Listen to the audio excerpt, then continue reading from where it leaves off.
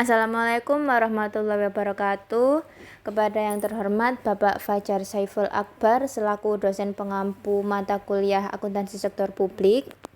Sebelum itu izinkan saya untuk memperkenalkan kelompok kami, dimulai dari yang pertama yaitu Firman Eka Putra dengan akhiran NPM 045, kedua Nanda Evita Ramadhani dengan akhiran NPM 061, ketiga Arnes Cendana Ardi dengan akhiran NPM 062, keempat Fitri Nadia Salsabila dengan akhiran NPM 065, yang kelima Linggar Taruna Sakti dengan akhiran NPM 274, keenam Ayunda Francis Octavia dengan akhiran NPM 298, dan yang terakhir adalah Adelia Haura Zahrahani dengan akhiran NPM 308. Baik, berikut ini adalah materi-materi yang akan kita bahas nanti. Yang pertama yaitu perkenalan kedua anggota kelompok, ketiga pengertian dan jenis-jenis korupsi, keempat cara-cara pencegahan korupsi, kelima tentang good governance. Korupsi. Korupsi merupakan penyalahgunaan kewenangan, jabatan, atau amanah dengan melawan hukum untuk memperoleh keuntungan atau manfaat pribadi atau kelompok tertentu yang dapat merugikan kepentingan. Dalam Undang-Undang Nomor 20 Tahun 2001, terdapat pengertian bahwa korupsi ialah tindakan melawan hukum dengan maksud memperkaya diri sendiri, orang lain, atau korporasi yang berakibat merugikan keuangan negara atau perekonomian negara. Ada 9 tindakan kategori korupsi dalam undang-undang tersebut, yaitu suap, illegal profit, secret transaction, hadiah, hibah atau pemberian, penggelapan, kolusi, nepotisme, dan penyalahgunaan jabatan dan wewenang serta fasilitas negara. Untuk materi selanjutnya yaitu mengenai ciri-ciri korupsi. Berikut ada 6 ciri-ciri korupsi, diantaranya adalah yang pertama, korupsi yang melibatkan lebih dari satu orang. Kedua, korupsi yang bersifat rahasia dan tertutup. Ketiga, korupsi yang berusaha berlindung di balik pembenaran hukum. Keempat, korupsi yang memiliki kekuasaan dan kewenangan tertentu. Kelima, korupsi yang melibatkan fungsi ganda yang kontradiktif. Dan yang terakhir ada korupsi yang melanggar norma-norma dan kepercayaan. Next yaitu mengenai jenis-jenis korupsi. Di sini ada 5 jenis-jenis korupsi yang akan kita bahas. Yang pertama yaitu korupsi yang terkait dengan merugikan keuangan negara. Korupsi yang merugikan keuangan negara terjadi ketika dana atau aspek publik digunakan dengan cara yang tidak sah atau tidak tepat, mengakibatkan kerugian finansial bagi negara. Korupsi semacam ini dapat terjadi melalui berbagai cara, seperti pemalsuan dokumen, penyelewengan anggaran, suap, atau manipulasi lelang. Yang kedua, korupsi yang terkait dengan suap menyuap. Praktik suap menyuap melibatkan aliran uang atau imbalan lainnya dari satu pihak ke pihak lain secara diam-diam dengan harapan bahwa penerima suap akan bertindak sesuai keinginan pemberi suap. Korupsi yang terkait dengan suap menyuap merupakan masalah serius yang dapat merusak tatanan sosial, ekonomi, dan politik suatu negara. Praktik ini menghambat pembangunan yang adil, merugikan masyarakat, dan melemahkan sistem hukum. Kemudian yang ketiga ada korupsi yang terkait dengan penggelapan dalam jabatan. Penggelapan dalam jabatan seringkali terjadi ketika pejabat atau individu yang memiliki tanggung jawab untuk mengelola dana publik seperti anggaran negara, dana proyek, atau aset pemerintah dengan sengaja menggunakan dana tersebut untuk kepentingan pribadi atau membiayai kegiatan yang tidak sah. Mereka mungkin melakukan manipulasi keuangan, mengubah catatan, atau menggunakan metode lain yang merugikan negara atau organisasi yang mereka layani. Keempat, korupsi yang terkait dengan pemerasan. Dalam praktik pemerasan, pelaku korupsi menggunakan ancaman atau kekuasaannya untuk memaksa pihak lain memberikan imbalan atau keuntungan yang tidak pantas. Ancaman atau intimidasi tersebut dapat berupa penagihan ilegal, penghentian usaha atau proyek, penentuan hukum yang salah, atau kerugian lain yang merugikan pihak yang ditekan. Kemudian yang terakhir ada korupsi yang terkait dengan perbuatan curang. Dalam praktik korupsi yang terkait dengan perbuatan curang, pelaku berusaha memanipulasi situasi, proses, atau keputusan agar menguntungkan dirinya sendiri atau kelompoknya. Misalkan, hal ini dapat terjadi dalam konteks perolehan kontrak, pemberian lisensi, penilaian kinerja, atau pengadaan barang dan jasa.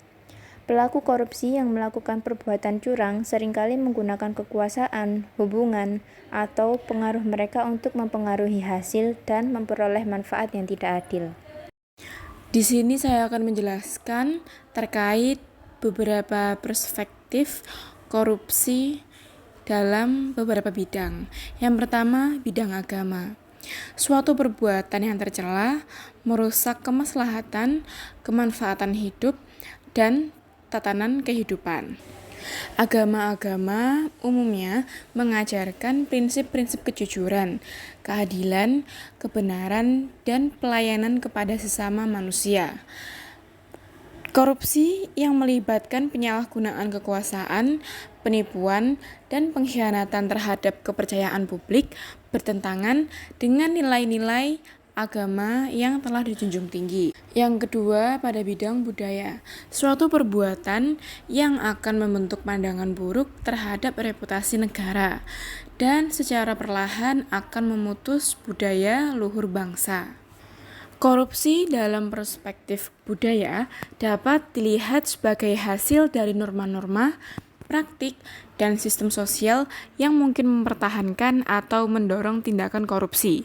Faktor-faktor budaya seperti toleransi terhadap korupsi, kurangnya rasa malu, dan pandangan yang merendahkan integritas dapat berkontribusi pada verbanya korupsi dalam suatu masyarakat.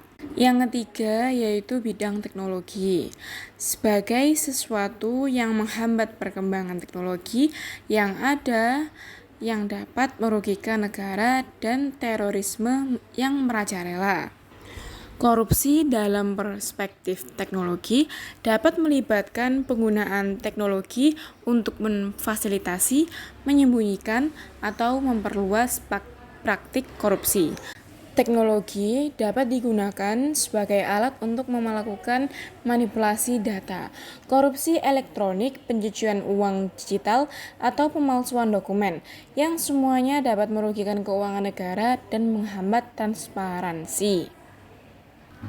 Yang ketiga, pada bidang ekonomi, berdampak pada pembangunan infrastruktur yang tidak merata, tidak sesuai dengan yang dianggarkan sebelumnya. Korupsi dalam perspektif ekonomi dapat memiliki dampak negatif yang signifikan terhadap perekonomian suatu negara. Korupsi dapat menyebabkan alokasi sumber daya yang tidak efisien, mengurangi investasi, merusak iklim bisnis, merugikan sektor publik dan swasta, serta menghambat pertumbuhan ekonomi yang berkelanjutan. Pada bidang yang kelima, yaitu Pancasila. Sila pertama, tidak mencerminkan perilaku percaya dan takwa pada Tuhan Yang Maha Esa.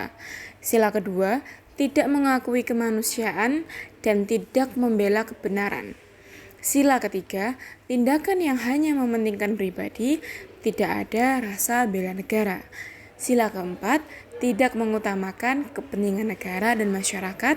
Sila kelima, tidak menghormati hak-hak orang lain. Untuk materi selanjutnya akan dijelaskan oleh rekan saya. Baik, selanjutnya adalah definisi good governance.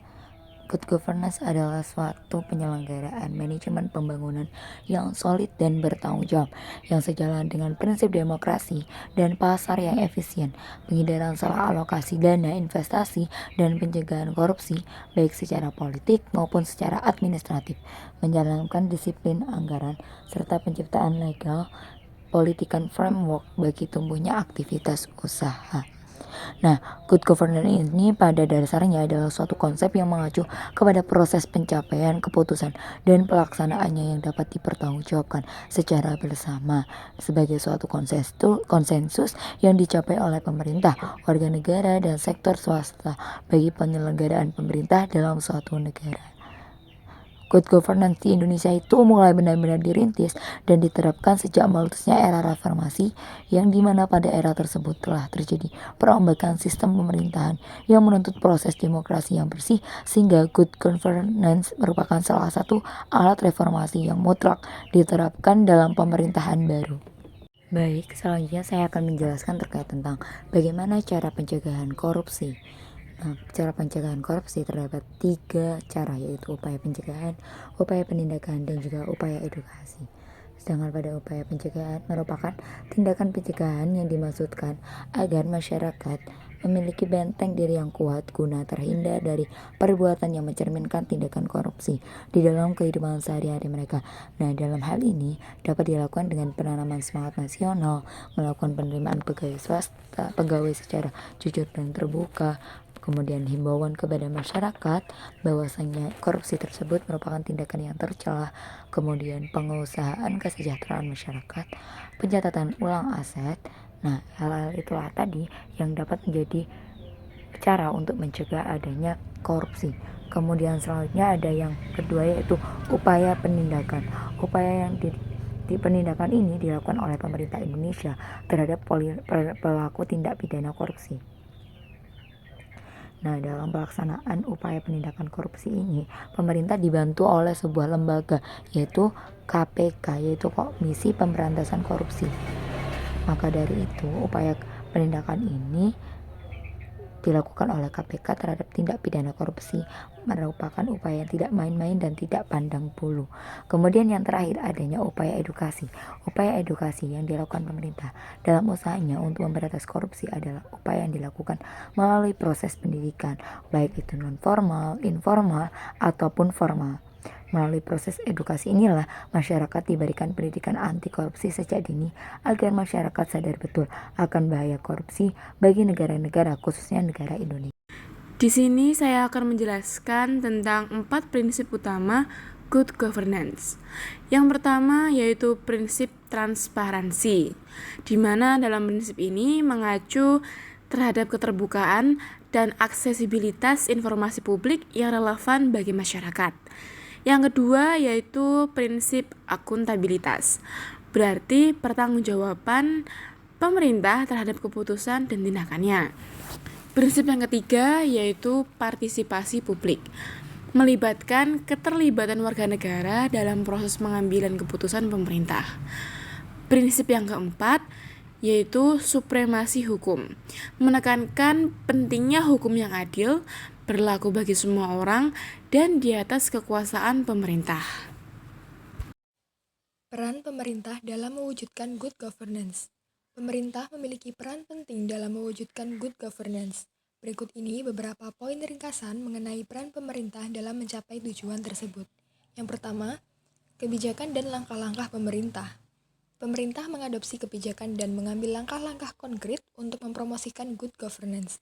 Hal ini melibatkan upaya untuk memperkuat sistem hukum dan regulasi yang adil, efisien, dan transparan. Kedua, peningkatan transparansi. Pemerintah berupaya meningkatkan transparansi dalam penyelenggaraan pemerintahan. Ini melibatkan keterbukaan informasi publik termasuk akses yang lebih mudah bagi warga negara untuk memperoleh informasi mengenai kebijakan publik, anggaran, dan kegiatan pemerintah secara umum. Yang ketiga, yaitu mendorong partisipasi aktif masyarakat. Pemerintah juga mendorong partisipasi aktif masyarakat dalam pengambilan keputusan. Ini melibatkan penciptaan mekanisme partisipasi yang inklusif dan terbuka, seperti dialog publik, konsultasi, dan mekanisme partisipasi elektronik. Dengan mengadopsi kebijakan progresif, meningkatkan transparansi, dan mendorong partisipasi masyarakat, pemerintah dapat berperan dalam menciptakan lingkungan yang mendukung good governance. Hal ini akan mempromosikan akuntabilitas, mengurangi korupsi, dan membangun kepercayaan antara pemerintah dan juga masyarakat. Oke, selanjutnya adalah peran masyarakat dalam perwujudan good governance. Masyarakat memiliki beberapa peran dalam perwujudan good governance. Yang pertama adalah memiliki kesadaran tinggi tentang dampak negatif korupsi dan peran aktif dalam memerangi korupsi. Yang kedua, terlibat dalam pengawasan terhadap tindakan pemerintah, serta menyampaikan masukan, saran, dan kritik terhadap kebijakan yang dijalankan.